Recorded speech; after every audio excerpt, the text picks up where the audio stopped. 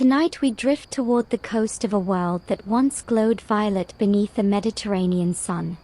The air is soft, the sea restless, and somewhere beyond the horizon, a faint shimmer of Tyre waits for you, the Phoenician jewel of the waves.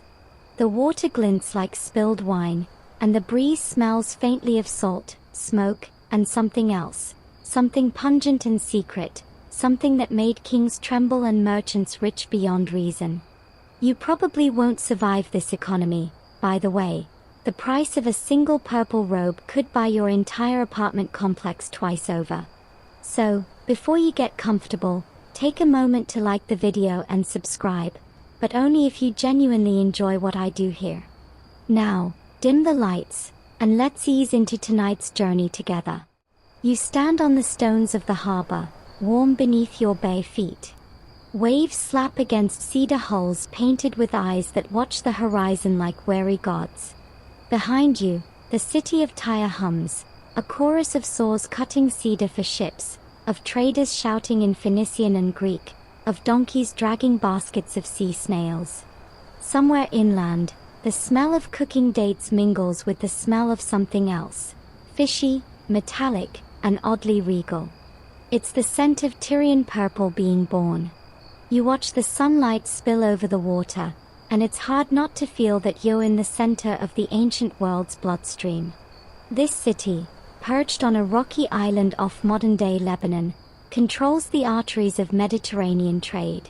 Ships leave daily, their sails catching the wind like enormous pale wings, carrying cedar wood, glass, ivory, and, most precious of all, cloth dyed a shade of purple so deep it seems to drink the daylight. And that's where your eyes land, a roll of shimmering fabric, drying in the sea breeze. It's unlike anything you've ever seen, not quite red, not quite blue, but something in between, like the last blush of twilight. The color seems to hum softly in your mind, the way thunder vibrates before it speaks. You can almost understand why the Phoenicians loved it too much. It wasn't just a color. It was power, bottled and woven. Here's the funny part. It all starts with a tiny sea snail. You kneel by a basket near the docks, filled with shells the size of almonds. Each one looks harmless enough, and definitely not worth a fortune. But crack it open the right way, let the gland inside dry in sunlight, and it bleeds the liquid that will stain the world purple. The scientific name for this creature, Murex brandaris, doesn't sound romantic, but its pigment, Tyrian purple, will one day dye the robes of emperors and high priests alike. Historians still argue whether the Phoenicians discovered the dye by accident or by hunger. One legend claims that Melkart, the city's god-hero, walked along the beach with his dog, who bit into a snail and stained his muzzle bright purple. The goddess Astarte, charmed by the color, demanded a robe of the same hue. So yes, humanity's obsession with luxury might have started with the dog's bad chewing habit. But there's no divine intervention here on the docks, just hard labor and sharper noses. Workers gather thousands of shells every day, breaking them open with stones, their hands slick with slime. The smell is apocalyptic. One Greek traveler wrote that a dye workshop could be detected miles before it was seen, and he wasn't exaggerating. You'd rather wrestle a wet goat than breathe that air. Still, people endure it, because the reward is absurd. A single gram of dye requires roughly 10,000 snails. 10,000. You could have a whole banquet, a palace renovation, maybe even a small revolution for that kind of cost. But the Phoenicians pour it all into color. Because purple, to them, isn't just pretty. It's proof. Proof of power, proof of reach, proof that the gods might just be local customers. As you walk deeper into the market, the city's wealth unfolds in layers. Merchants haggle over gold jewelry, ship captains count coins stamped with city seals, and glassmakers blow molten sand into transparent bubbles. You see a child run by, her tunic plain white linen, while a noblewoman glides past in a robe with a faint purple hem. Even that slim border would have cost a year's wages. You pause at a stall selling amphorae of olive oil and honey, and the trader, noticing your fascination with the dyed cloths nearby, leans in conspiratorially. "That color," he says, tapping his nose, "comes from the sea's heart. Only we know how to make it sing." His smile is crooked, his pride enormous. He might not be lying. Tyre guards its dying secrets like sacred scripture. And yet, you can't help wondering, why purple? Why not gold or crimson or green? Maybe it's because purple doesn't exist easily in nature. You can find red in blood, blue in the sky, but purple hides between them like a forbidden frequency. To wear it is to defy the ordinary spectrum of the world. The sun dips lower, gilding the sea in molten amber. Fishermen pull in the day's final catch, their nets heavy with shells that glisten like secrets. Somewhere, the dye vats bubble. Somewhere, merchants count silver. And you, standing at the edge of it all, realize the Phoenicians didn't just love purple. They built an entire civilization around its shimmer. But it wasn't just vanity. The color had gravity. It drew foreign rulers to their ports, made their merchants indispensable, and turned a rocky coastal strip into a global hub. Even their name, Phoenician, comes from the Greek phoenix, meaning purple-red. The people and the pigment became one and the same. As twilight settles, the waves darken to violet. You feel the same strange pulse that must have filled every sailor leaving this port. Pride, greed, a touch of divine perfume. The scent still clings to your clothes, the way history clings to legends. Somewhere behind you, a ship's horn groans. Tomorrow, you'll follow it out to sea, to learn just how far the Phoenicians carried their color, and what it cost them. For now, though, you just watch the last flicker of light vanish behind Tyre's purple horizon. The morning comes soft and damp, and you're already awake, too curious, too restless to sleep in a city that hums even before dawn. The gulls shriek their gossip over the harbor, the smell of brine and smoke rises, and you find yourself walking toward the shoreline where the Phoenicians begin their daily ritual, the hunt for snails. Not just any snails. Murex brandaris, Murex trunculus, and their rarer cousins, the real producers of the world's most expensive goo. You wade ankle-deep into the shallows, the water cool around your skin. Fishermen in linen tunics are already knee-deep, hauling up wicker baskets filled with rough, spiny shells. They move with the steady rhythm of people who've done this all their lives, their voices low and rhythmic, half song, half complaint. One of them glances at you, his face streaked with salt, and gestures at a heap of shells glittering like dull jewels. "Each one," he says, "a drop of fortune." You crouch beside the pile. The shells are surprisingly beautiful, spiraled and ribbed, shades of cream and violet. But you've heard the stories, and you know what comes next. The fishermen crack the shells open on smooth stones, and inside, tucked deep near the edge of the animal's body, lies a small gland no bigger than a seed. That's the prize. The liquid it holds looks pale yellow now, unimpressive. But the moment it meets sunlight, it begins to darken, shifting through green, blue, and finally that electric, bloody purple that once dyed gods. Historians still argue whether the Phoenicians learned this through patient experiment or sheer, stinking accident. Some suggest that early fishers, throwing broken shells onto sunlit rocks, noticed the strange stain it left. Others claim it was an older tradition borrowed from Crete or Egypt. Either way, once the color appeared, it became destiny. You follow the fishermen to a nearby workshop built from stone and timber. Smoke seeps through the cracks, and the air smells like a dead ocean. You've read about this smell, but the real thing punches your senses.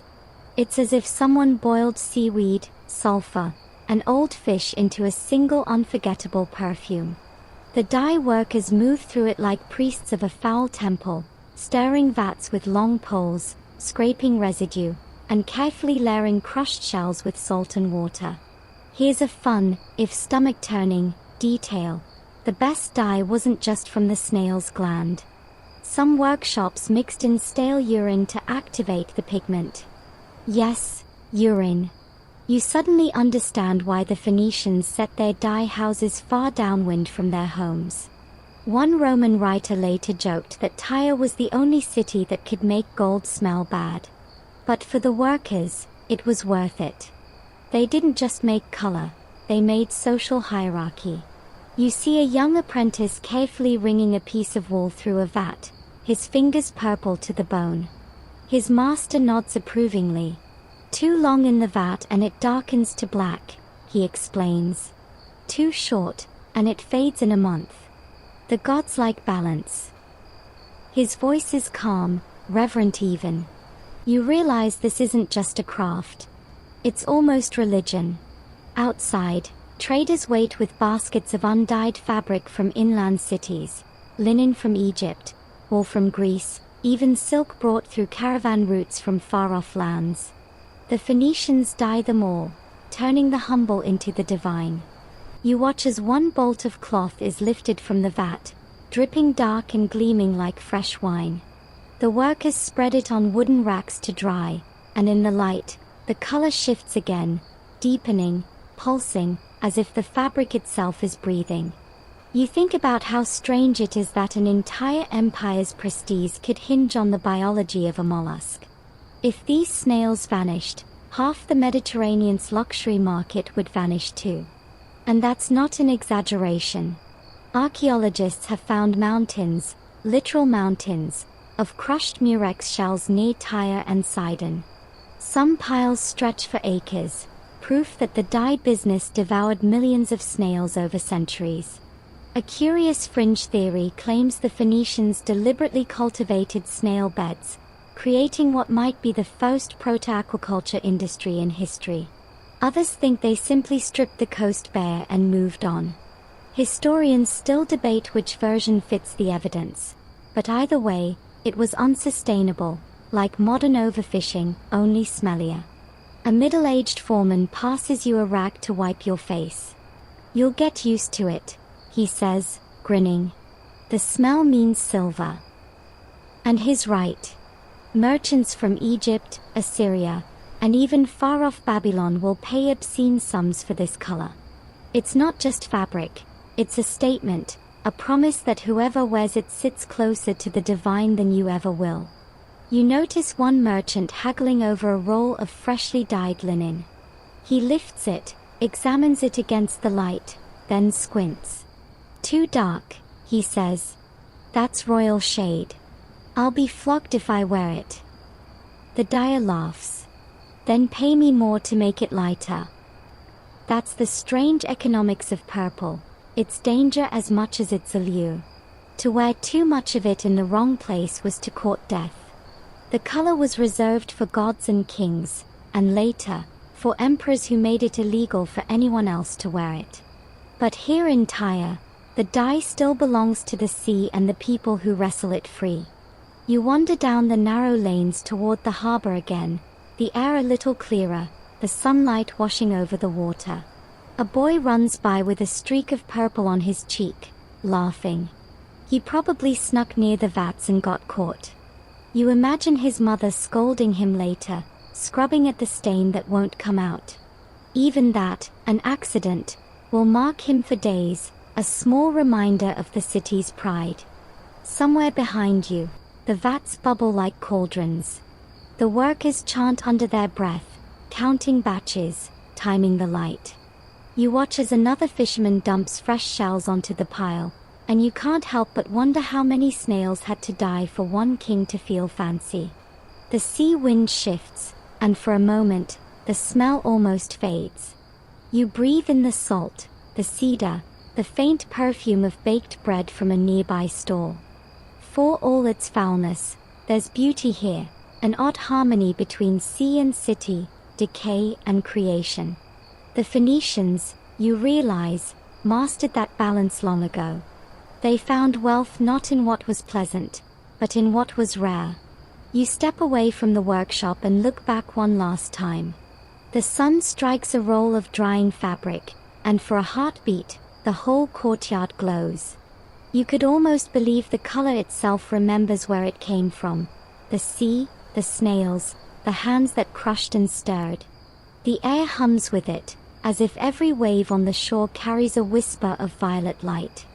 The fishermen laugh as they haul their final catch of the morning. To them, it's just another day's labor. To you, it's the beginning of an obsession that will stain history purple. You wake to the sound of flies. Not a romantic start, but that's the reality of Tyre's purple empire. The air is thick with them, drawn by the stench rising from dye workshops that never sleep. The whole quarter by the shore has become a kind of industrial symphony. Men pounding shells, wooden paddles slapping fabric, the wet hiss of boiling dye. You pinch your nose, but the smell still finds a way in. If Prestige had a scent, it would smell like something died last week. You make your way down a narrow alley where sunlight cuts sharp between stone walls. The street opens to the dyeing yards, and the view hits you. Massive clay vats, lined up like a fleet of terracotta giants, each bubbling with viscous purple froth. Workers shuffle between them, bare-chested and slick with sweat, their hands permanently stained violet, as if the dye has decided to own them. It's chaos, but organized chaos. You can tell these people know their trade. They sort the crushed shells by species and age, separating those prized for the deepest hue. A young boy scoops the mash into baskets, while another tends to a fire that keeps the vats at the perfect temperature. Too cool, and the pigment won't bind. Too hot, and it burns into black sludge. Somewhere between foulness and fire, wealth is born. You sidestep a puddle that looks like spilled wine mixed with regret. One of the foremen waves a stick in warning. Don't step in that, stranger.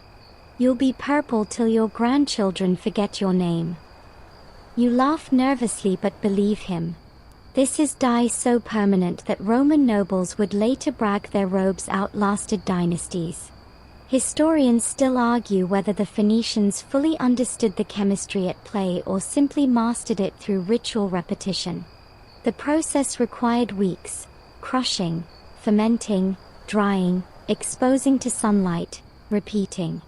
Modern scientists have tried to replicate it and confirmed that they must have been proto-chemists, working centuries before alchemy even had a name. But here's the truly bizarre part. Despite its divine associations, the production site looks more like a crime scene than a temple. You gag as you pass a mound of discarded shells, mountains of pale rubble that stretch toward the beach. Some have started to rot, others crumble underfoot with a sound like brittle bones. You can't help but think this place must glow from space with its own kind of ancient pollution. One worker, an older man with the kind of patience only earned through stubborn pride, leans on his paddle and grins. You smell it, don't you? That's the smell of kings paying my rent. He wipes his face with a purple-streaked rag, leaving a smear across his cheek. Don't matter how bad it reeks. Someone's got to make the world's fancy things. He's right, of course. These people are invisible artisans of power. You look at their hands, cracked, stained, calloused, and realize they are as valuable to Tyre as goldsmiths or shipbuilders. They may stink to high heaven, but without them, the city would be just another fishing port. You wander toward a shaded corner where women are rinsing dyed fabric in seawater. They laugh, chatting over the rhythmic slap of cloth. The rinse gives the fabric a faint shimmer, like sunlight rippling through wine. One of them holds a length of wool against the light. Too red, she mutters. Needs another soak. She tosses it back into a vat with a decisive splash. You can tell who's in charge here. It's her, not the men shouting orders nearby. A child, her daughter, maybe, sits beside her, playing with a few empty shells. She lines them up like soldiers, then squashes one under her heel. I'm making purple too, she declares proudly. The mother chuckles, and the sound cuts through the stench like a bell. Even here, amid decay, life keeps laughing. Archaeologists have found that some dye vats contain not only snail remains but traces of herbs, vinegar, and even ash. Were they trying to mask the odor? Maybe. Or maybe it was part of a secret formula. One ancient inscription hints that the best purple came from shells fed on stormy tides. Whether that's science or poetry, historians still debate. But it proves one thing: the process was as mystical as it was chemical. You follow the runoff channels that lead from the vats to the beach. The water flowing out is streaked violet, staining the sand in dreamy patterns. It's oddly beautiful, like accidental art. You imagine the sailors returning home with streaks of that same color on their skin, evidence of where they'd been. No one needed to ask if a ship came from Tyre. The smell and the stains said it all. A group of merchants arrives, pinching perfumed cloths to their faces as they walk. They are here to inspect an order bound for Cyprus. The foreman greets them, bows deeply, and gestures to the cloth racks where the purple glows like living fire. The traders murmur approvingly, but one frowns. "This batch, less blue, more red than before," he says. The foreman nods solemnly. "Different snails, different moon." "Different moon?" You raise an eyebrow. But later, someone explains. They believe lunar phases affect dye quality. Absurd? Maybe. Yet the Phoenicians built their empire on rhythms of tide and time, and superstition often masqueraded as science long before laboratories did. A gust of wind blows the smell straight into your face again, and you nearly lose your lunch. "You'll get used to it," someone says for the 100th time. But will you? You doubt even a god could. Still, there's something hypnotic about it, the blend of toil, danger, and beauty. It's like watching civilization crawl out of the mud, holding a color in its trembling hands. You wander back toward the harbor, blinking in the sunlight. The city stretches before you, dazzling and alive. Cedar-framed homes gleam in the sun, and distant hills shimmer through a veil of heat. The noise of trade is constant: hammers, hooves, shouting, laughter.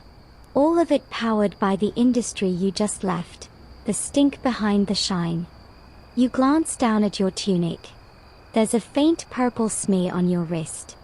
You rub at it. It doesn't fade. You'll be carrying that souvenir for days, maybe longer. The mark of Tyre, proof you stood where color became currency. At the docks, a sailor shouts orders to his crew. He's loading bales of purple cloth into the ship's hold, each wrapped in waxed linen to protect it from seawater. "Handle gently," he barks. "That cloth costs more than your mother's dowry." You smirk. Even sarcasm here smells expensive. As the ship's sail rises, snapping in the wind, you catch a glimpse of the emblem painted on its stern, a stylized snail shell. It's almost funny. The symbol of a tiny, slimy creature carrying the weight of empires. You watch the vessel pull away, its sail bright against the horizon. Somewhere across the sea, a king or priest will soon hold that fabric and breathe in the faint trace of death and ocean. The smell of the dye yard lingers in your hair, your clothes, even your thoughts. You can't shake it. You realize the Phoenicians didn't just create a color. They created an identity so strong it seeps through centuries. Stinking rich indeed. As night falls, torches flicker along the shore. The waves slap softly, purple reflections trembling across the water. You sit on a rock, watching the dye workers heading home, their hands dark as shadows. The sea hums quietly beneath the stars, and you imagine it whispering, "Remember me. I made your kings beautiful." By dawn, the sea looks innocent again, silver gray, calm, unbothered by yesterday's stink. You'd almost believe it had forgotten what humans do to it, but the piles of crushed shells tell another story. Still, as you walk through Tyre's waking streets, The smell of fresh bread and figs from the morning market offers a temporary truce for your senses. The city feels more like a divine stage today, priests passing in procession, incense curling upward, and, glinting between them, flashes of purple cloth that catch the rising sun like trapped lightning. The Phoenicians, you've realized, didn't just sell a product. They sold a myth. And every myth needs a god. Near the heart of Tyre stands the grand temple of Melkart, the city's guardian deity, half hero, half sun god, all swagger. You join a stream of worshippers heading toward its gates, your sandals crunching on crushed coral. The temple looms like a mountain of marble and cedar, its columns carved with patterns that resemble waves and shells.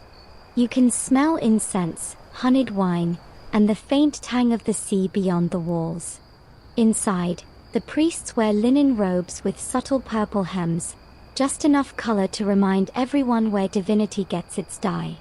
The air is heavy with smoke, light filtering down in golden shafts. You feel the hush of ritual, but also the hum of commerce. The god of Tyre is, conveniently, also the god of trade and craftsmanship.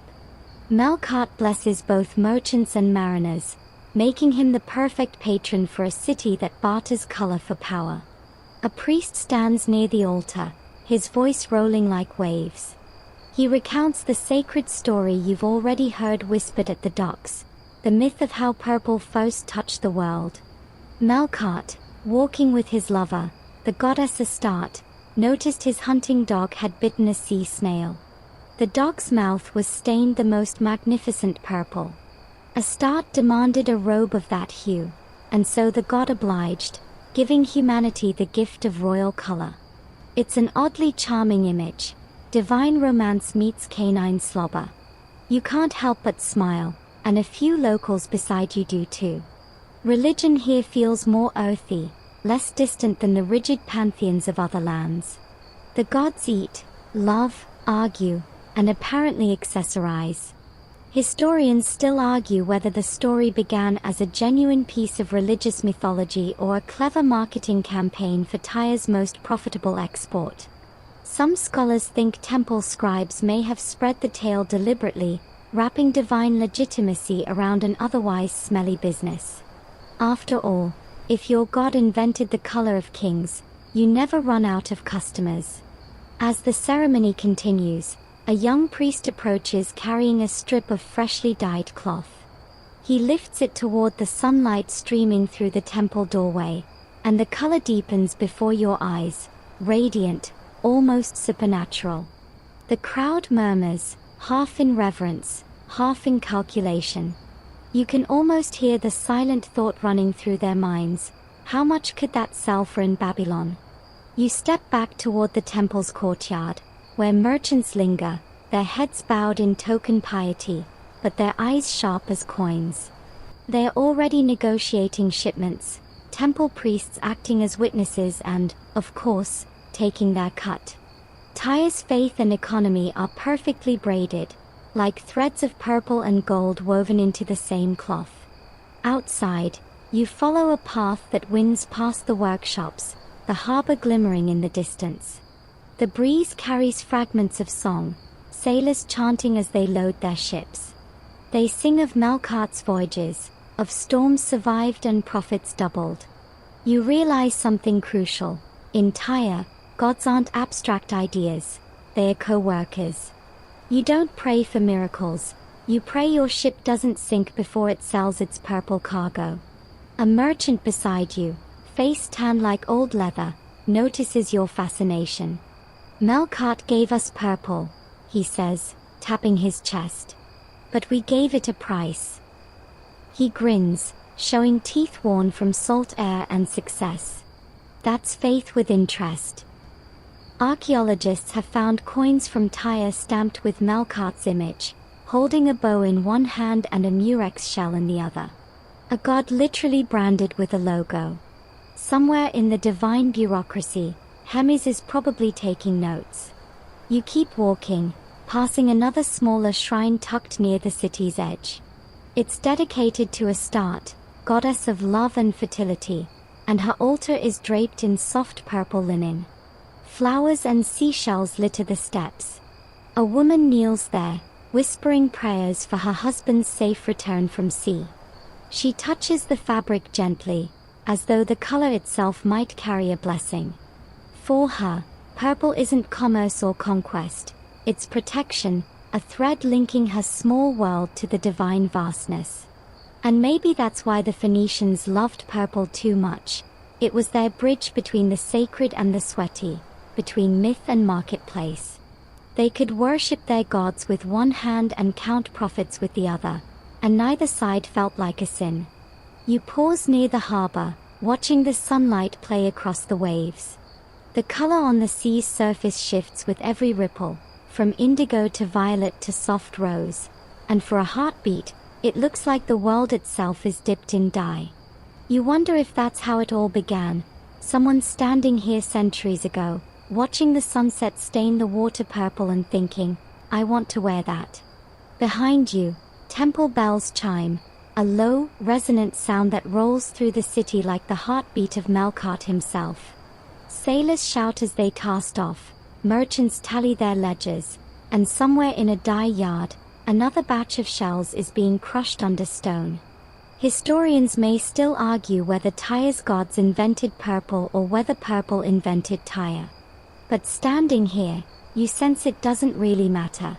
The people of this city have turned faith into fabric, sea into wealth, myth into merchandise.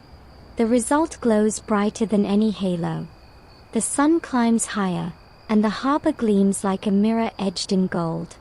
You take one last look at the Temple of Melkart, its roof reflecting light into the sea.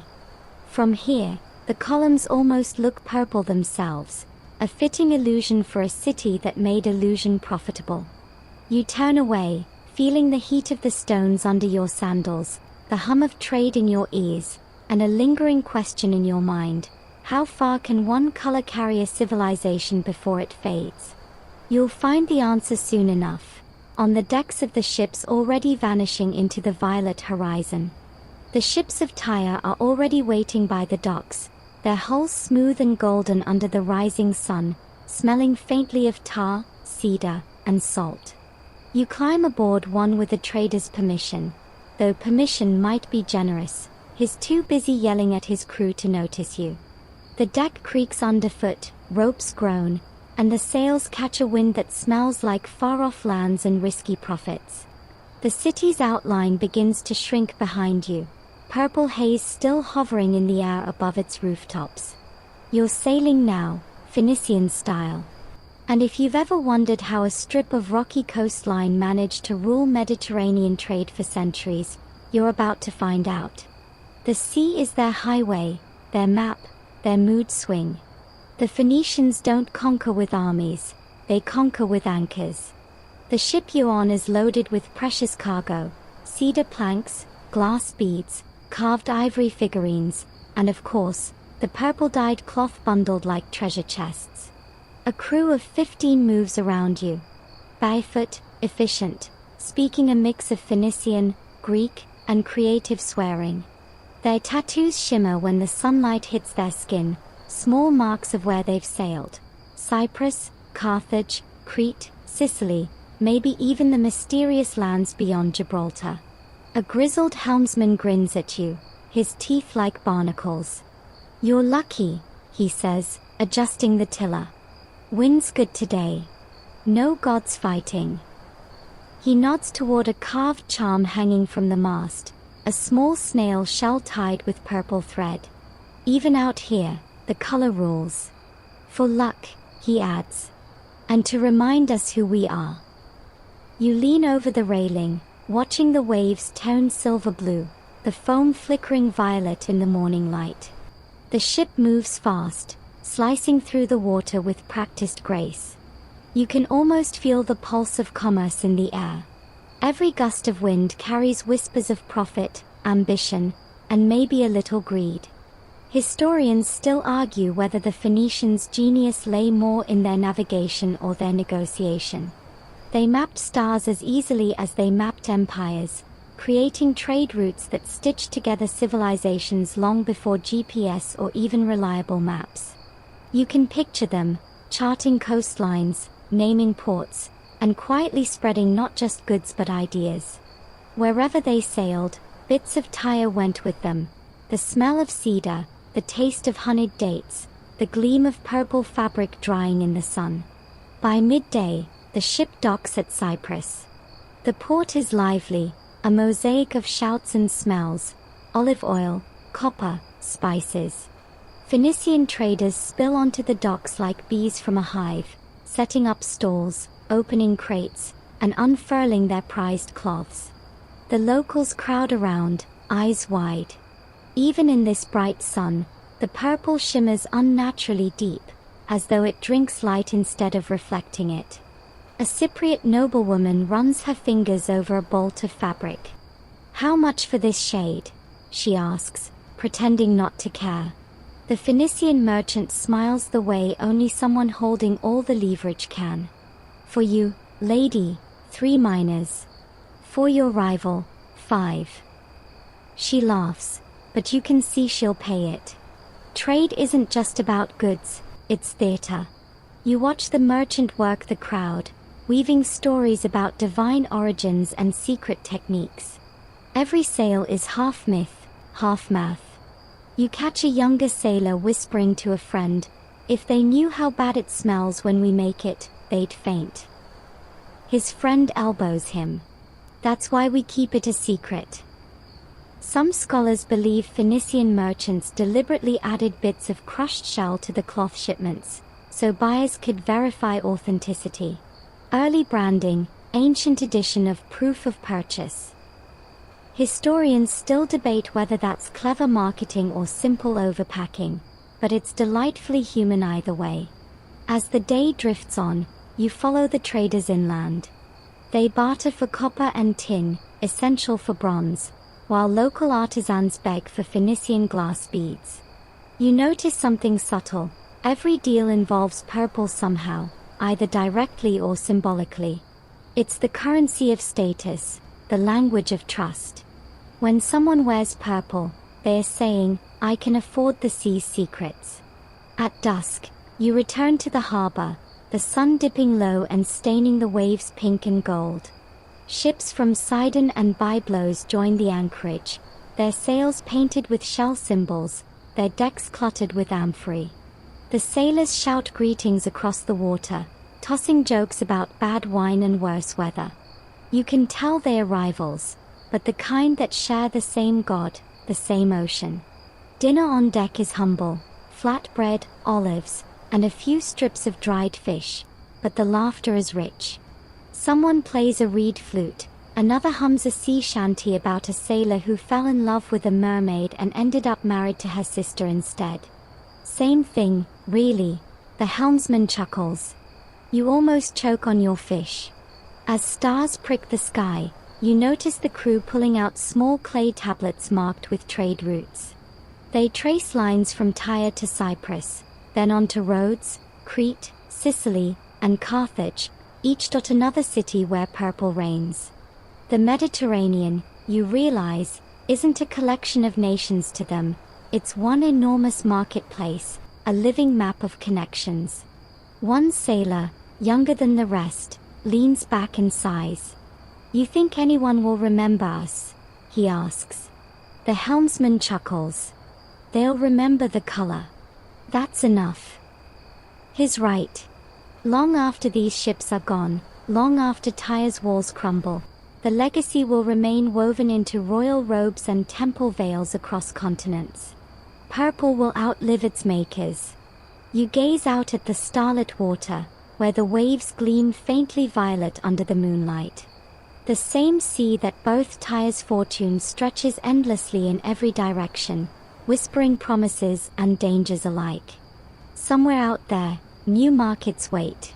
Somewhere, another city will fall in love with this impossible hue. The wind shifts, and the sail snaps taut again. The helmsman glances toward the horizon, his eyes glinting like wet stone. "Tomorrow," he says, "we head for Egypt. The pharaohs pay better, and complain less. He grins. If we don't sink, maybe we'll all be rich enough to buy our own smell. You laugh, though you know he's only half joking.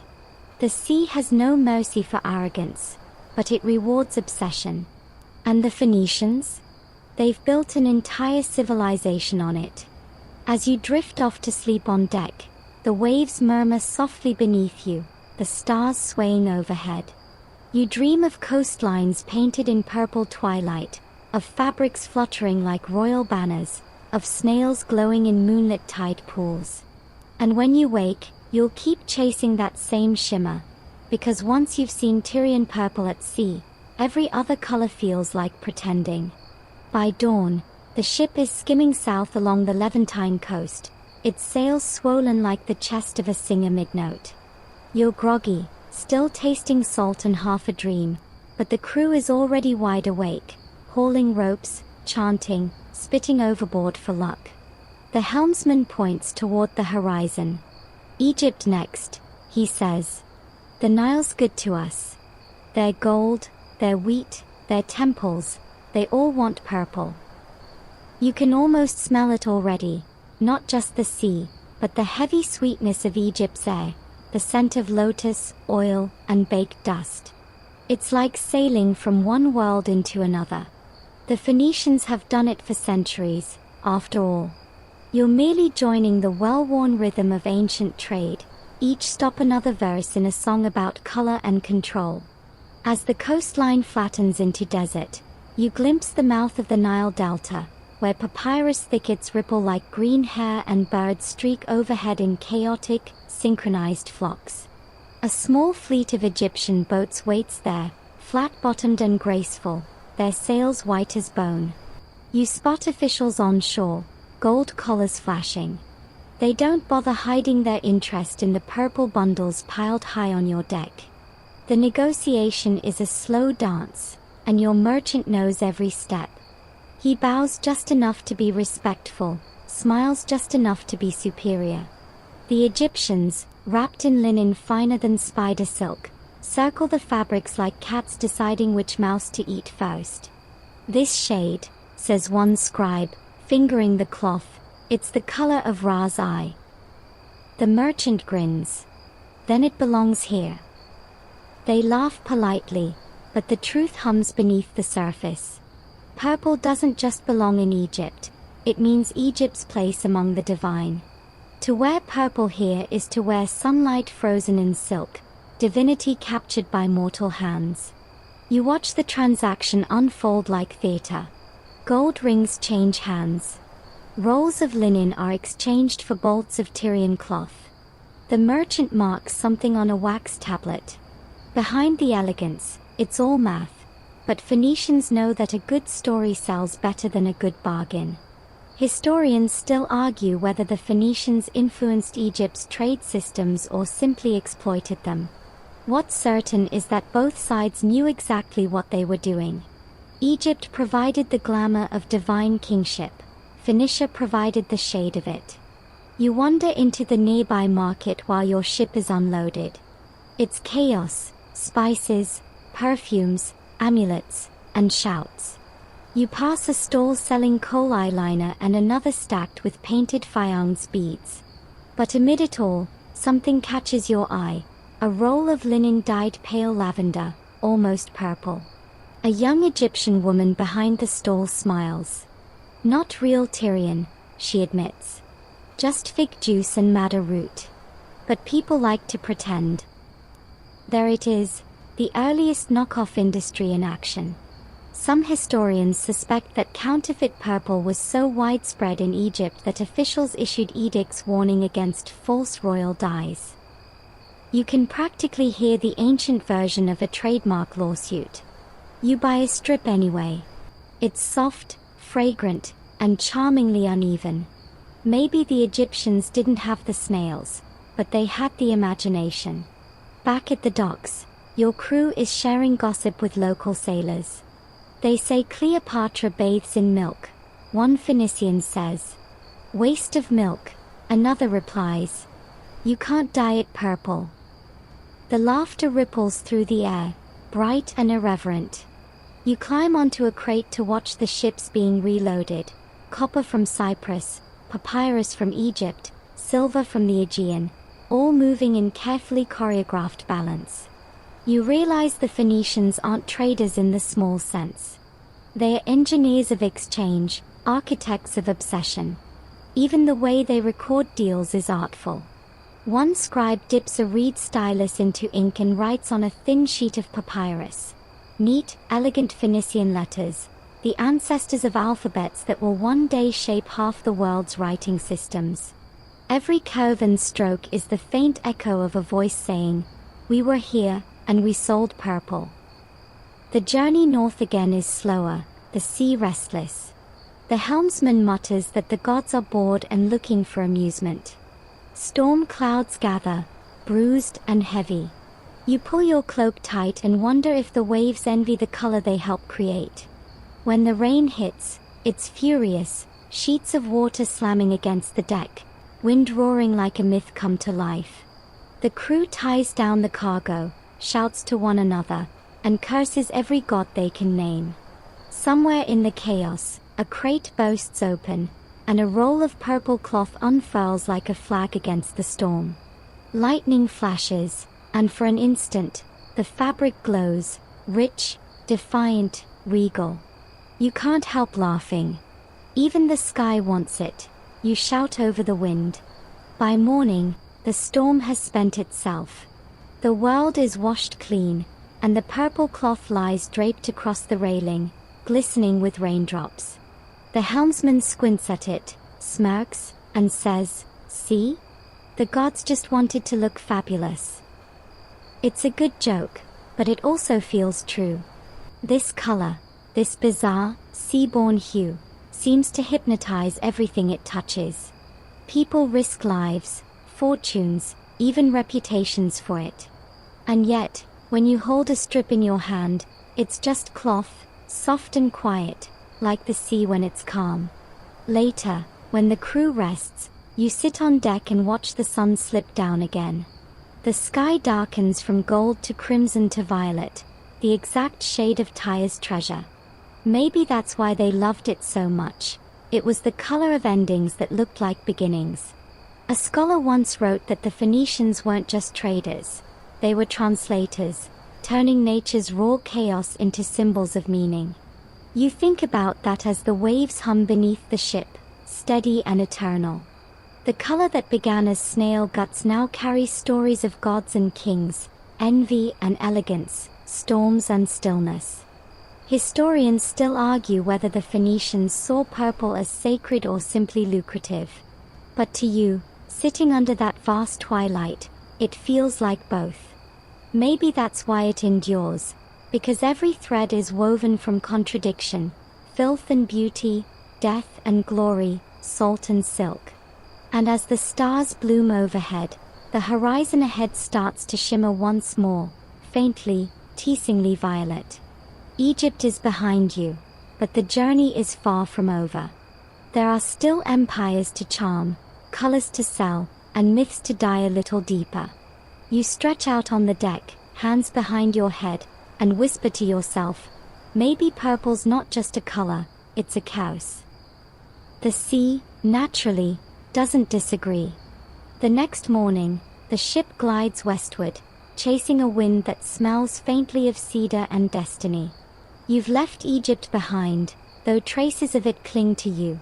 The shimmer of gold dust, the memory of endless markets, the image of a noble's robe glowing like sunset. The Phoenicians aren't sentimental about where they've been. They care more about where the next deal will land. And right now, that means heading toward Crete, the island of labyrinths, bulls, and people who never stop talking about their olive oil. The sea around you feels alive again, less river calm, more wild pulse. The helmsman whistles an old tune about Poseidon's temper, while a younger sailor mutters that he'd rather face a storm than a cretin customs officer. Same thing, the helmsman replies. By midday, Crete appears on the horizon, jagged and sun-baked. Its cliffs rise out of the sea like the spine of some sleeping beast, and the closer you get, the more you see terraces of olive trees and whitewashed buildings. The harbor of Knossos buzzes with activity. Greek ships, Egyptian barges, and a few Phoenician vessels already unloading goods. As you dock, the air changes. The smell of salt gives way to the earthy perfume of herbs, thyme, oregano, rosemary. The market here is smaller than Egypt's but louder. Merchants shout prices like war cries, goats bleat indignantly, and somewhere, a flute tries to be heard above it all. You follow your trader ashore, and within minutes he's haggling with a Greek man wearing too much bronze jewelry for someone claiming to be a simple farmer. Phoenician purple, the merchant says smoothly, holding up a bolt of cloth that gleams even in the shade. For your wife, perhaps? Or your mistress? The Greek laughs. Both would fight to the death for it.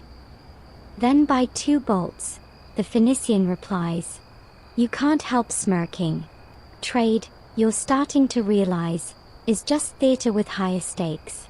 Historians still argue whether the Phoenicians taught the Greeks about large-scale seafaring or whether the Minoans were already masters of it before Tyre's rise.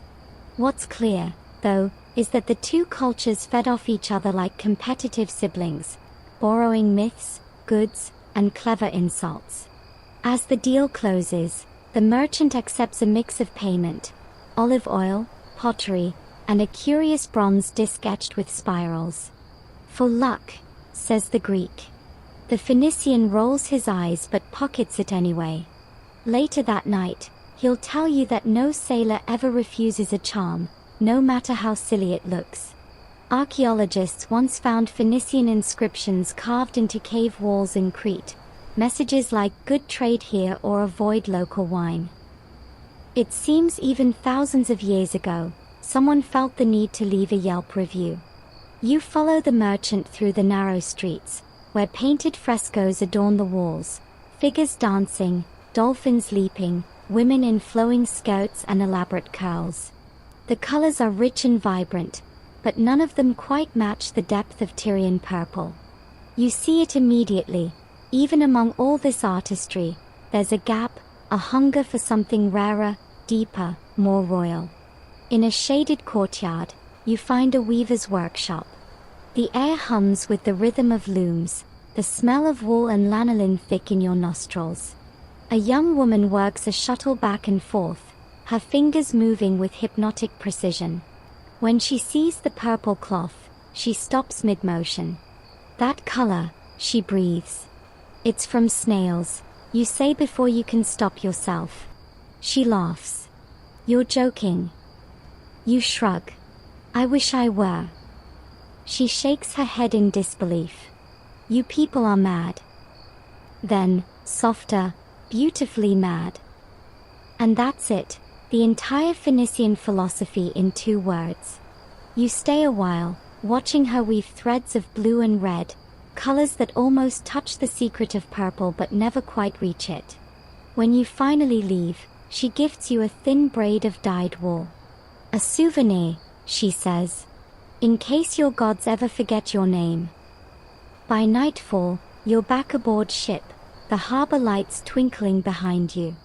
The crew feasts on grilled fish, olives, and something that might be cheese but could also be an experiment.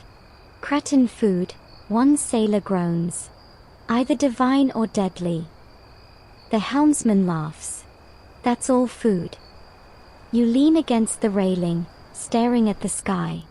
The stars are sharp tonight, the Milky Way stretching like spilled salt across black velvet. You imagine how Phoenician sailors used those stars, how they memorized their positions, how they found home by tracing the same invisible maps night after night. They don't need compasses, they are compasses. Historians still argue whether the Phoenicians invented celestial navigation or just perfected what older cultures began. But when you look at these sailors, sunburned, barefoot, confident, it's clear they have a relationship with the sky few others can claim. Each constellation is an old friend, each wave a whispered direction. Somewhere in the distance, a dolphin leaps, silver against the moonlight.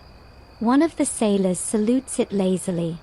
Messenger from Melkart, he murmurs, the god of Tyre, lord of voyages and, coincidentally, of purple. You think back to the young weaver's words, beautifully mad. Maybe that's what keeps them going, this blend of logic and lunacy, of faith and profit. They chase a color across oceans because it feels like chasing meaning itself. The ship rocks gently, and the helmsman begins humming a low tune, one of those sailor songs that sound older than memory. The lyrics, when you catch them, are simple. From Tyre to Crete, from dawn to deep. The sea remembers what we keep. You close your eyes and let the melody carry you. The sea murmurs below, the stars pulse above, and you can feel the hum of history between them, a steady rhythm, as if the universe itself is quietly impressed by humanity's obsession with beauty. When you open your eyes, the horizon has swallowed Crete. Ahead lies more sea, more story. You know you're moving toward Greece now, the land of philosophers and dramatists, where color meets myth, and purple will find a new stage to conquer. You glance down at the strip of purple cloth tied around your wrist. Under the starlight, it glows faintly, almost breathing. Beautifully mad, you whisper again. The sea responds in its eternal tongue, a soft crash, a deep sigh. And just like that, you realize, you're not just watching the spread of a color. You're watching the birth of a legend. By the time Greece appears on the horizon, the air feels different, drier, sharper, like every particle of salt is infused with poetry and argument. You can practically hear philosophers warming up their voices somewhere inland, ready to debate whether color itself exists or is merely light playing dress-up. But the Phoenicians, practical as ever, don't care for metaphysics. To them, Greece is a gold mine of buyers who like to look wise while overpaying for purple. You dock at Corinth first, the jewel of the Peloponnese, where temples gleam like teeth and harbors overflow with ships. It's the kind of place where people don't just want to be rich, they want to look divine while being rich. Perfect for business. As you walk along the waterfront, you notice that even the fishermen wear tunics dyed faintly pink, cheap imitations of Tyrian purple. The real thing, however, is reserved for the elites, those draped in fabrics that seem to hum in the sunlight. A local merchant whispers to you, that color means power here. The gods might as well bill you for it. Historians still argue whether the Greeks learned the symbolic use of purple from Phoenicians or developed their own parallel reverence. Either way, the obsession runs deep. On temple walls, gods and heroes wear robes streaked with violet and crimson, the hues of authority and divine favor. You can almost imagine the conversations that birthed the trend, priests insisting that Zeus wears purple because thunderclouds sometimes do. The Phoenician merchant at your side is already in his element, rolling out bolts of cloth, each one glowing faintly like bottled dusk. A Greek noblewoman, her hair braided with gold thread, leans close to touch the fabric. It's said the color never fades, she murmurs. The merchant smiles. Not even time days to bleach it. It's an exaggeration, of course. Purple fades like everything else. But that's not the point. Selling purple isn't about truth, it's about transcendence. Some Greek poets claimed Tyrian purple was distilled from the blood of sea dragons slain by ancient heroes.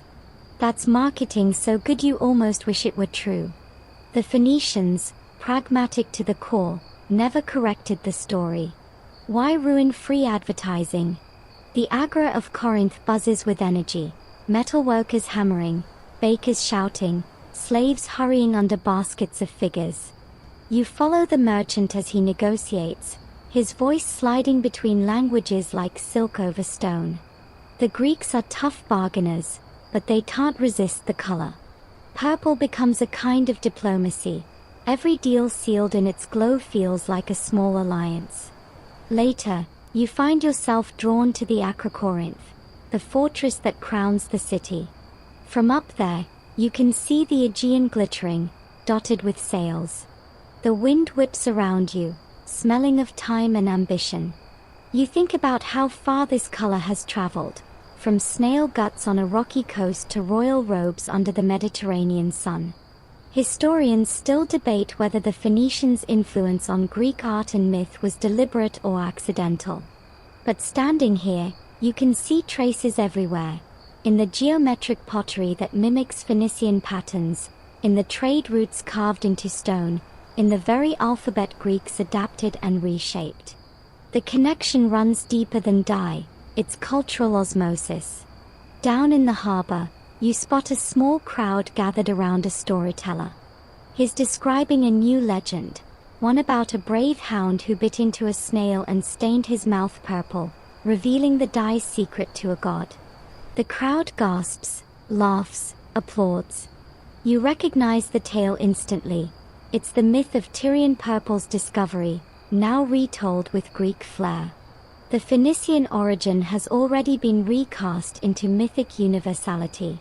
That's how influence works, quietly, irresistibly. History's best ideas, the merchant tells you, belong to whoever tells them loudest. He's not wrong. As evening falls, you're invited to a symposium, a Greek dinner party of sorts, though dinner is a polite word for what's really an endurance test of talking, drinking, and pretending to agree with philosophers. Reclining on couches, guests sip watered wine and discuss topics that range from virtue to geometry to whether the soul has a color. When your merchant unfurls a sample of Tyrian cloth, conversation halts mid-theorem.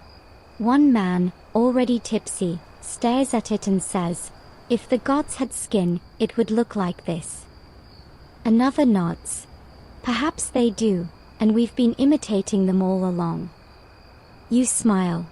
Humans are predictable, you give them something shiny, and they build theology around it. A slave refills your cup with wine that tastes like fermented figs and ambition. The talk drifts toward empire and fate. "The world is ruled by whoever controls the sea," says a stern-looking general. You catch the merchant's eye. "He's not wrong," you whisper. He grins. "And we've already sold him the sails." Laughter bubbles up, soft and knowing.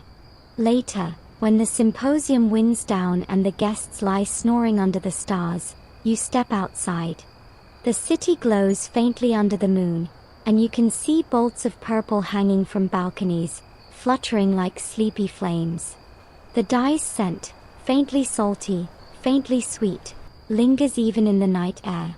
You think of all the hands that made this possible.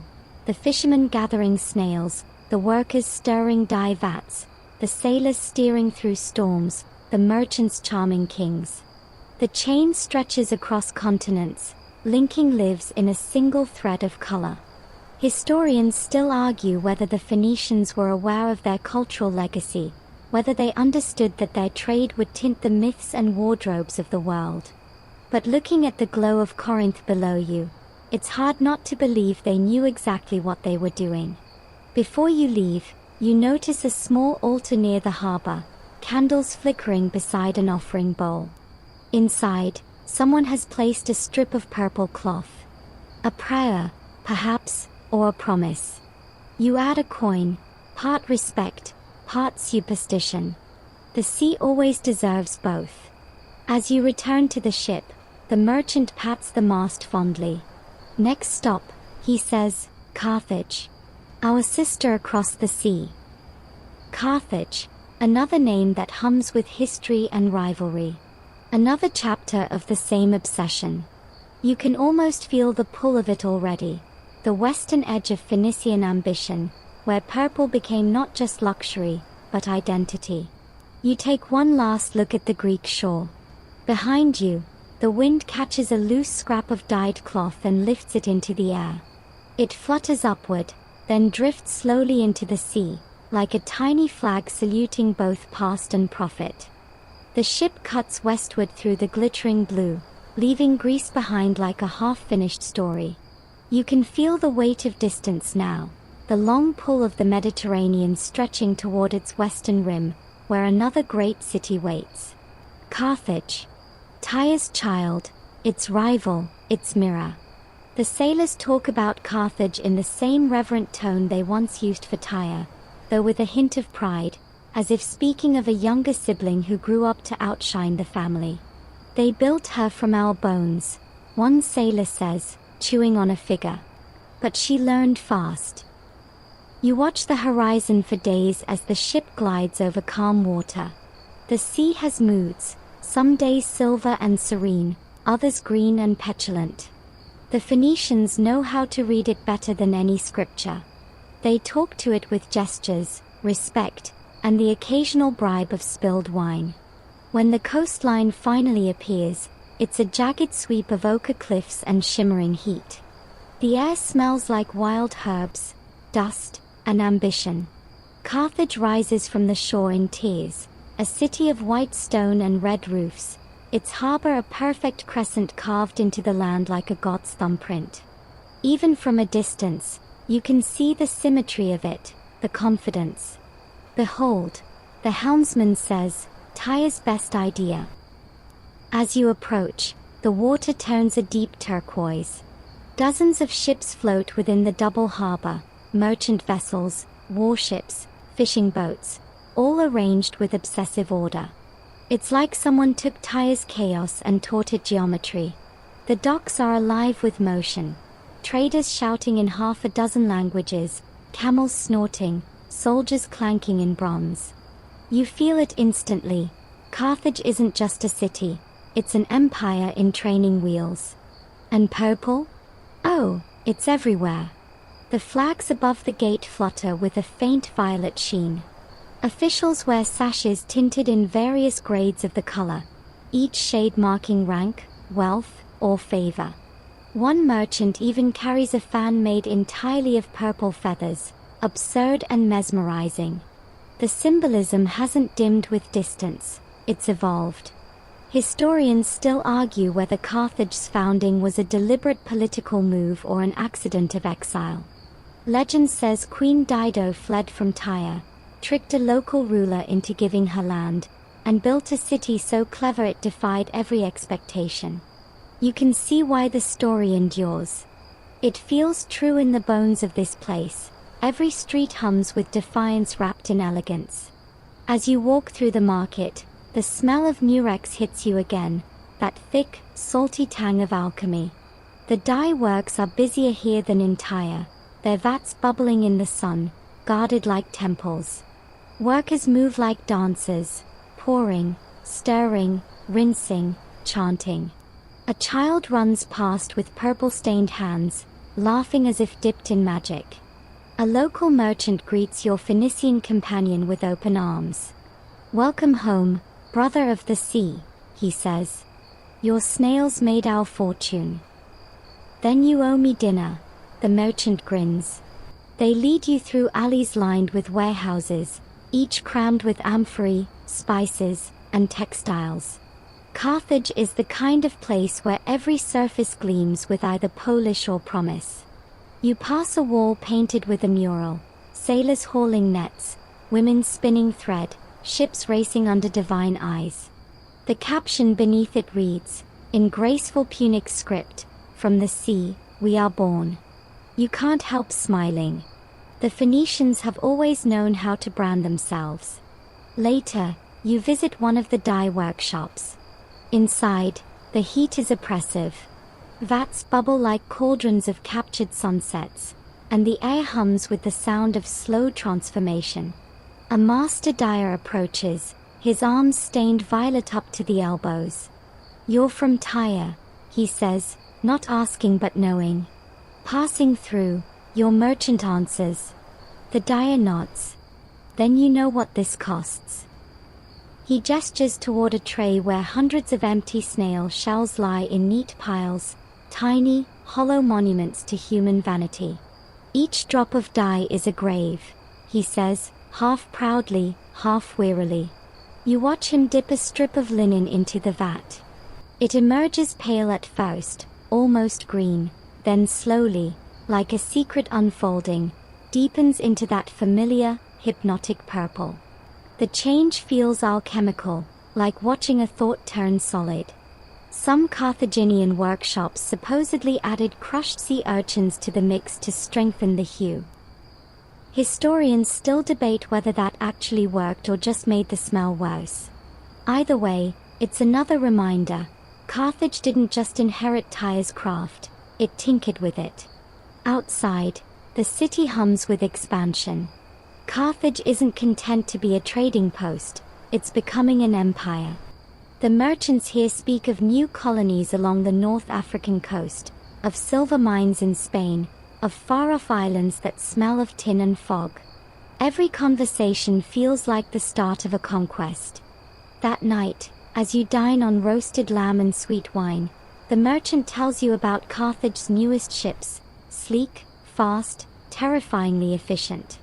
"We call them quinqueremes," he says. 5 rows of oars. They can outrun a storm or crush an enemy. Take your pick. You picture it, a fleet of black silhouettes slicing across the sea, sails dyed faintly violet, carrying both trade and terror.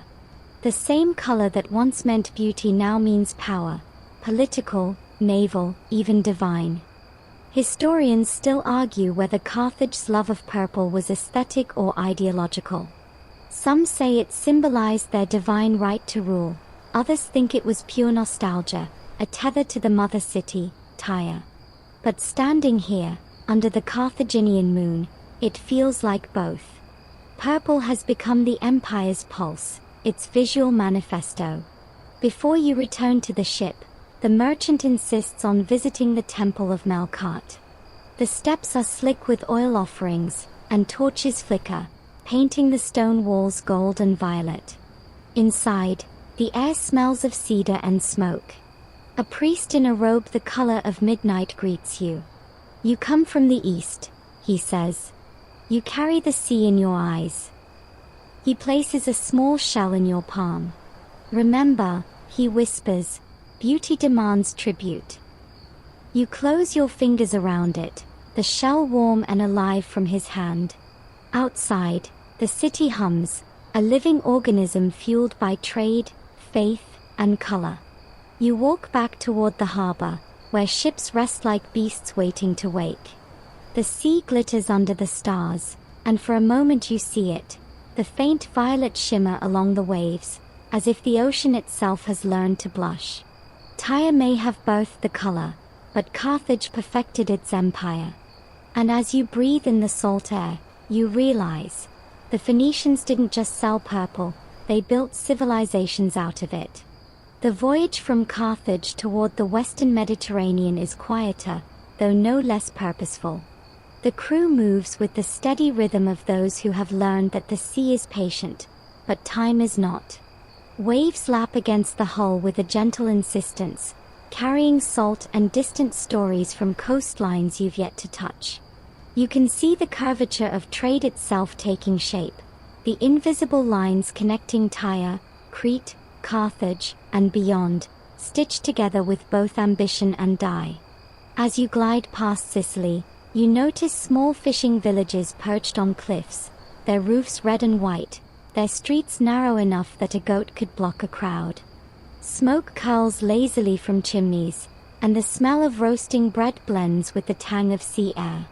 You catch sight of a boy on a cliff, waving a strip of violet cloth to a friend below, as if signaling, "We see you, Tyrian magic has arrived." The Phoenician merchant chuckles. "It travels faster than we do," he says. One glimpse of purple, and the whole village wants it. Historians still argue whether Phoenician traders actively marketed Tyrian purple to create demand or simply responded to natural fascination. Either way, the psychological strategy works beautifully. The color isn't just desired, it's envied, fetishized, remembered. You wander toward the bow, watching the sunlight fracture through waves. The water here is deeper, darker, and alive with reflection, carrying the shimmer of Tyrian purple in the folds of its own surface. Somewhere beneath, you imagine murex snails wriggling in shadowed coral gardens, oblivious to the empire they've helped build. On board, the The crew prepares for docking at a small port near modern-day Marseille. The local Gauls, you're told, have begun trading salt, furs, and amber with the Phoenicians. Purple, of course, is a novelty, a prestige item that marks the wearer as someone with ambition that stretches beyond the local forest. Archaeologists have found remnants of Tyrian-dyed fabrics in ancient tombs far from the Mediterranean, even in the middle of Europe. Scholars still debate whether these were gifts, spoils of war, or evidence of early continental brand recognition. Either way, the cloth moves faster than armies. As you dock, Gaulish villagers gather, curious but cautious. They have never seen such depth of color, purple that seems to glow from within. Your merchant shows them a small sample, letting the sun play across the fibers. Gasps ripple through the crowd. A man strokes the fabric and mumbles, "It is like the sky after sunset." Your attention drifts to a group of children imitating the traders, wrapping themselves in scraps of cloth and pretending to be kings and priests. You smile at the absurdity. Human nature hasn't changed in 3 millennia. Power, it seems, always begins with imagination. Inside the marketplace, trade negotiations begin. The Gauls offer furs, salt, and amber. The Phoenicians counter with cloth, glass beads, and small tools. Every transaction is both practical and performative. A spectator would see nothing more than commerce, but you see the invisible choreography: supply, demand, status, and myth all twined together. Historians still argue whether Phoenician traders truly understood the social psychology of branding or simply stumbled onto it. You suspect it was a bit of both. Observation, experience, and a stubborn love for profit can teach lessons faster than theory ever could. At sunset, you climb a nearby hill, watching the port below bathed in molten gold. The violet cloth glows faintly as the last rays of light hit it, reminding everyone of both its origin and its power. The Gaulish traders handle it with reverence, aware that they are holding a piece of an empire far from home. As night falls, the crew gathers on deck for a modest meal of dried fish, bread, and wine. They recount tales of storms survived, ports conquered, and kings fooled with the magic of purple. Laughter rises over the quiet of the darkening sea, and you notice how the color seems to infiltrate even conversation, seeping into pride and memory. A small skirmish of starlight reflects off the waves, and the merchant sighs. "One day," he says, "this purple will cover the world, from Tyre to lands no one has yet sailed. And they'll pay us for it." You can't argue with him. The color has traveled farther than any ship, touching rulers, merchants, and dreamers alike. Purple has become a language, a promise, a status, and occasionally, a small obsession.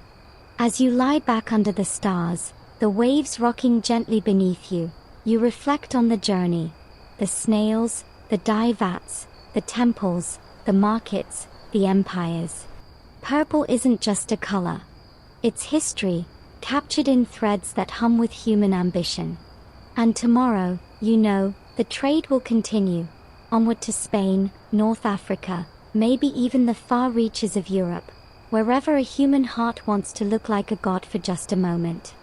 The morning light spills across the deck like liquid gold, waking the ship and its crew with the promise of another day at sea. You're heading toward the coasts of the Iberian Peninsula now, a place rumored to be rich in metals, silver, tin, even the occasional gold nugget. But you know the true treasure remains the purple bolts tucked carefully below deck. The sailors move with practiced precision, ropes creaking, sails snapping, every motion a testament to centuries of learned rhythm. The Mediterranean here feels older, slower, as if it's watched civilizations rise and fall and is now simply enjoying the show. Seagulls wheel overhead, their cries slicing through the salt air. Occasionally, one swoops close enough to glance at your cargo with suspicion. You wouldn't be surprised if they've learned to recognize Tyrian purple. As the coast of Iberia comes into view, rocky cliffs etched with red and orange sunlight line the horizon. The Phoenician merchant leans over the railing, scanning the shoreline. "Spain," he says softly, almost reverently. "Rich soil, richer mines, and gullible kings. They love the shine."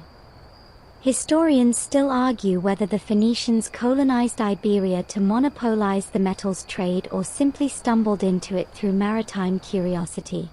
Either way, you can see their fingerprints in every bay and inlet, in the scatter of small settlements dotting the coast. Trade isn't accidental, it's a strategy, a map inked in ambition. You follow the merchant to a small cove where a cluster of locals has gathered. They are wary but curious, watching the Phoenician crew unload amphorae, bolts of linen, and small trinkets. Among them, you notice a man, older than the rest, with hands like gnarled roots, stroking a piece of purple fabric as though it were the sky itself. "Tyrian," he whispers. "I've heard of this color. Never thought I'd touch it." The merchant smiles, bartering with practiced grace. Purple becomes the medium through which respect, admiration, and envy are exchanged. It's more than a good, it's a statement. You realize that wherever the Phoenicians go, the color precedes them, opening doors and softening hearts. In some Iberian tombs, archaeologists have found remnants of purple-dyed fabrics used in funerary rites. Scholars still debate whether these were imported from Tyre directly or copied locally. Either way, it shows the color's perceived sanctity had already crossed cultural boundaries. The market here is smaller than Carthage or Corinth, but no less spirited. Villagers bring furs, honey, and olive oil. The Phoenicians trade bolts of purple cloth and glass beads with precise gestures and words, always careful to maintain the aura of exclusivity. One misstep and the value evaporates. The color is as much about perception as pigment.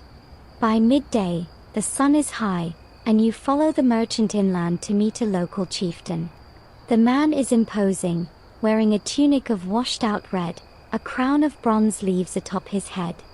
His eyes, sharp and curious, rest on the Phoenician cloth. "This is Tyrian?" he asks.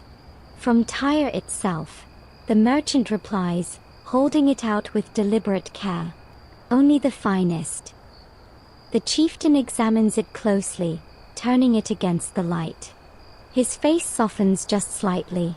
He gestures for a seat. "Bring the wine. Bring the figures."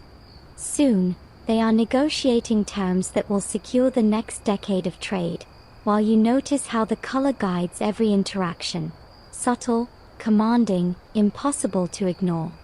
Later, you wander through a local workshop where weavers experiment with natural dyes, madder root, walnut husks, beet juice. None of them can capture the depth of Tyrian purple, and yet they try, tirelessly, because imitation is the sincerest form of flattery. You can almost hear the faint echo of the snails crushed thousands of miles away, whispering, "This is why we exist." Historians still argue whether the Phoenicians actively encouraged local imitation or forbade it entirely.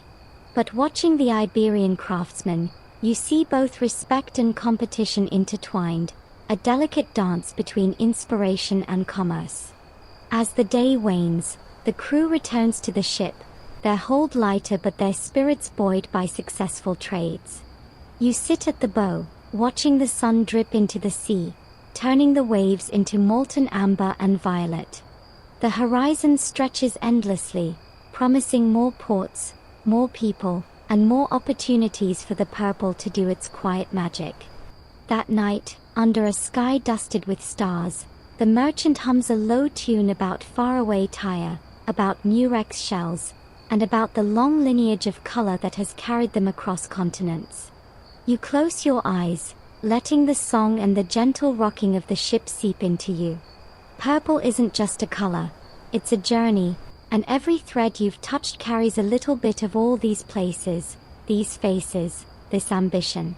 And tomorrow, the voyage continues, carrying the legacy of Tyrian purple ever westward, toward new lands that will never quite forget its glow. Morning arrives with a silver haze over the western Mediterranean. You wake to the smell of salt, wine, and the faintest hint of violets still clinging to the ropes and sails. Today, the Phoenician merchant is particularly excited, muttering about new trade partners along the coast of modern-day southern France and perhaps even the islands of the Balearics. You stretch and realize just how far you've traveled, following the path of a color that began as snail guts on a rocky Tyrian shore and has now become a kind of global obsession. The sea is calmer than yesterday, rippling gently beneath the ship like a soft drum beat, and the crew moves with the ease of practiced rhythm. The helmsman checks the compass, then looks at the sky, muttering stars' names as if reciting old friends. You watch the waves shimmer, catching faint flashes of purple light reflected from the cloths in the hold. Somehow, the color seems to have absorbed the sea itself. By midday, you approach a small Iberian port tucked between rocky cliffs. Fishermen haul in nets glistening with sardines, and women carry baskets of olives and grapes. The Phoenician merchant leaps ashore, spreading out his cloths on a sun-warmed stone quay. Purple draws a crowd almost instantly, villagers, nobles, and curious children alike, enchanted by the hue that seems almost supernatural under the bright sun. Historians still argue whether these western outposts were strategic colonies or opportunistic trading posts. Watching the interactions, you realize the answer is probably both. The Phoenicians are masters of adaptability. Each new shore is a stage, and the color is their language, speaking before they even open their mouths. You follow the merchant to a small villa where a local leader examines the cloth. He runs his fingers across it, almost reverently, and says, "It is the color of the sun at sunset." The merchant smiles knowingly. "Then it belongs to you, for a small tribute." Purple isn't just cloth, it's authority, wealth, divinity, and desire rolled into one. Some Iberian tribes believed Tyrian purple held protective qualities. Royalty and warriors would wear small swatches into battle, convinced it could ward off both disease and evil spirits. Scholars still debate whether this belief originated in Phoenicia or developed locally, but it's a testament to the color's almost magical reputation. Meanwhile, back on the quay, children wrap themselves in scraps of purple, pretending to be kings and priests. You smile at their creativity, realizing that the power of this color transcends commerce. It sparks imagination. By afternoon, more sailors and merchants arrive, trading amber, salt, and furs for Tyrian cloth and glass beads. The Phoenicians negotiate with an effortless mix of charm and cunning, often outwitting their hosts with a smile or a well-timed exaggeration. The transactions are fluid, almost musical, punctuated by laughter, surprise, and the occasional dramatic gasp at the depth of the die. As the sun begins its slow descent, painting the sky in fiery orange and faint violet, the merchant wraps up his dealings. "Pack everything," he says. "Tomorrow, we sail further west, where metals and myths await." The crew moves quickly, loading cargo with care, each bolt of purple cloth a piece of both history and strategy. You walk the quay once more before boarding, taking in the lavender-hued waves, the bustling port, and the tiny human dramas that have unfolded here. Each place you visit adds layers to the story of Tyrian purple, showing how it shapes not just economies, but communities, beliefs, and identities. As night falls, you settle on deck. The stars reflect off the dark water, dotted with faint violet shimmer from the dye-stained sails. Somewhere beneath, the sea whispers its ancient approval, carrying the legacy of Tyrian purple across centuries and continents. The merchant leans back beside you, nibbling on dried figures. "The color travels faster than we do," he murmurs. You nod, realizing that while empires may rise and fall, this obsession, this brilliance, will endure. Purple is more than commerce, it's immortality stitched into thread. The next morning, the ship sails along the Iberian coast, heading toward the Strait of Gibraltar, that narrow passage where the Mediterranean whispers its secrets to the Atlantic. You can feel the tension in the air, not from storms, but from anticipation. Beyond this point, the Phoenicians' influence stretches into uncharted waters, where myths and commerce blend into one endless horizon. The crew moves with quiet efficiency, ropes creaking under practiced hands, sails snapping sharply in the early wind.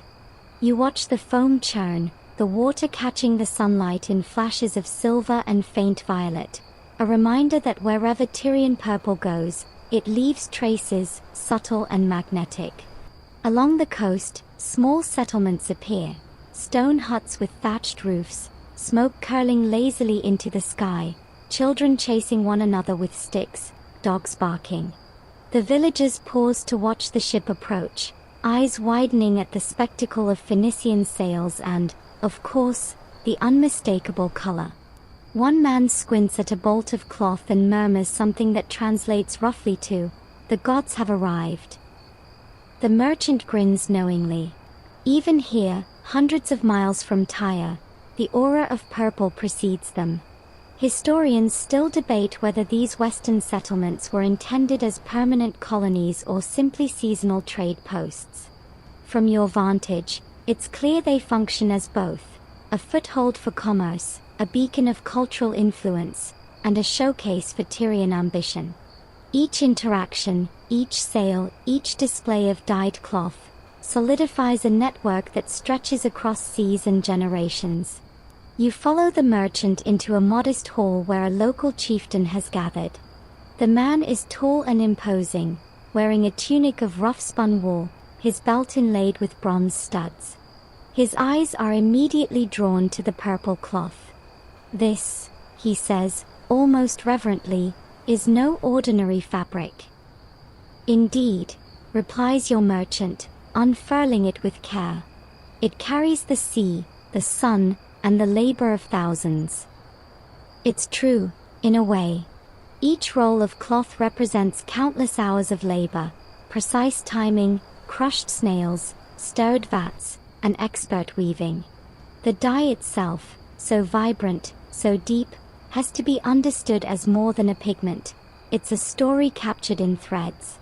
Some Phoenician texts hint at secret guilds that monitored the distribution of purple, ensuring it remained rare and coveted.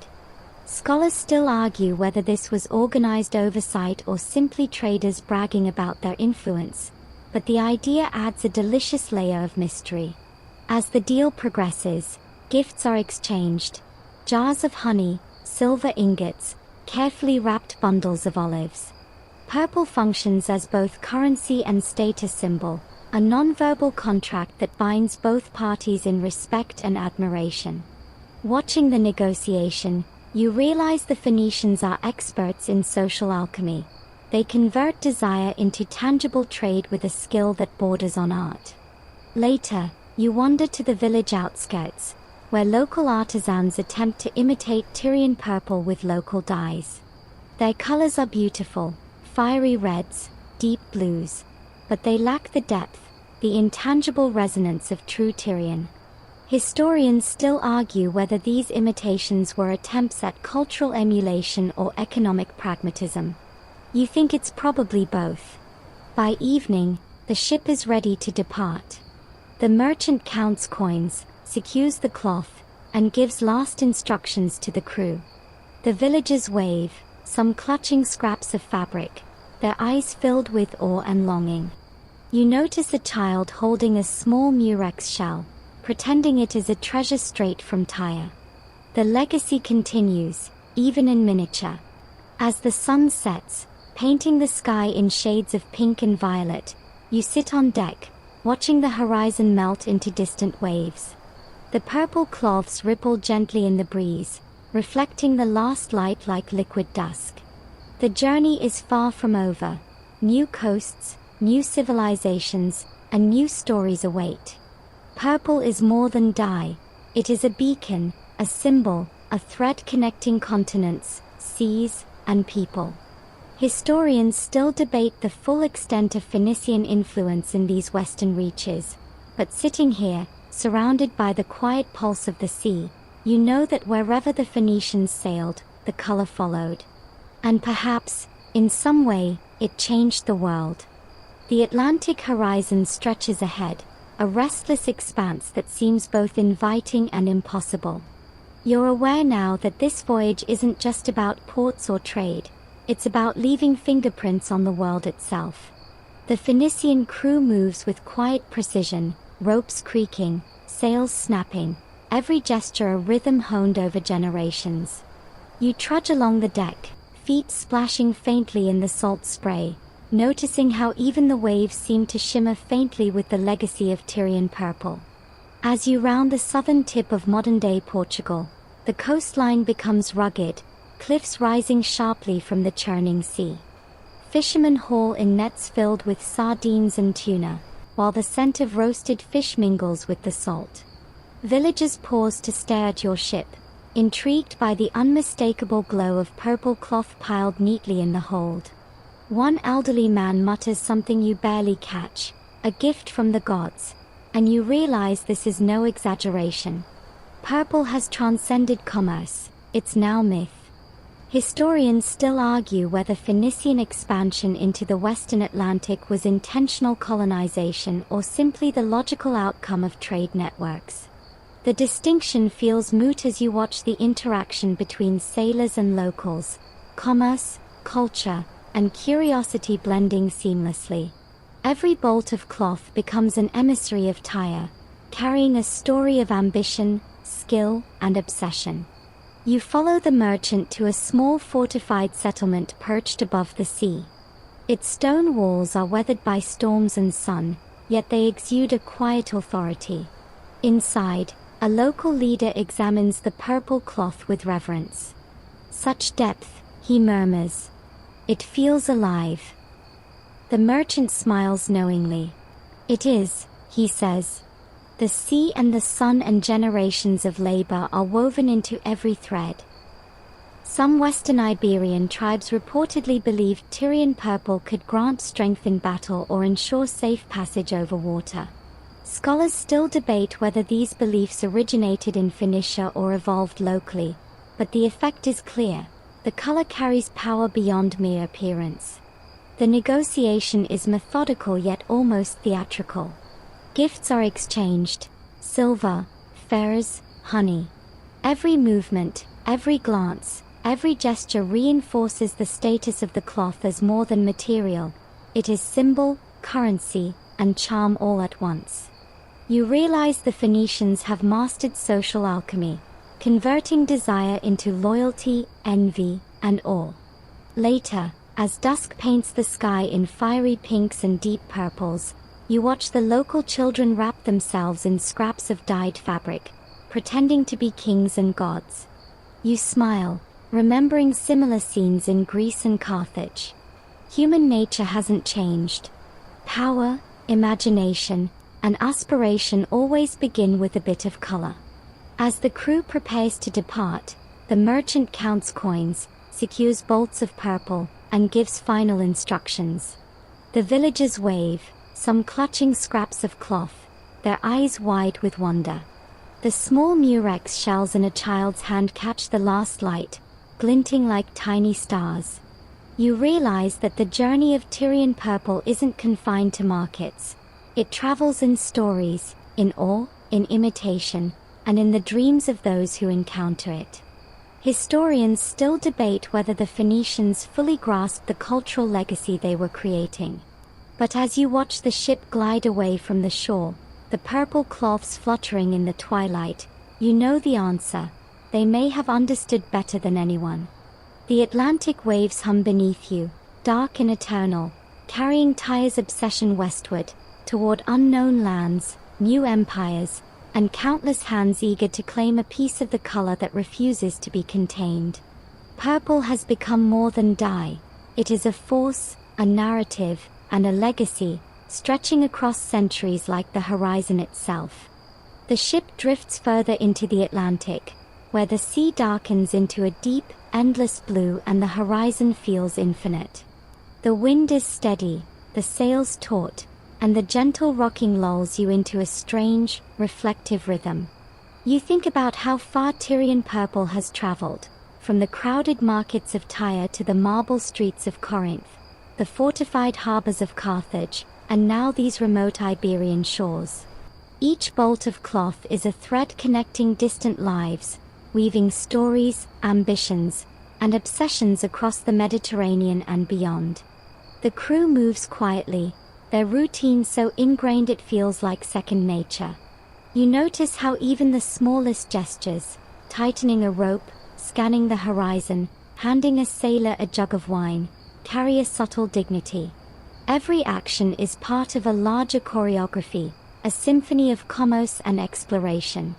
You trudge along the deck, imagining the countless sailors who have followed similar routes for generations, each carrying their own share of hopes, fears, and purple-dyed linen. As night falls, the stars spill across the sky in a riot of silver light.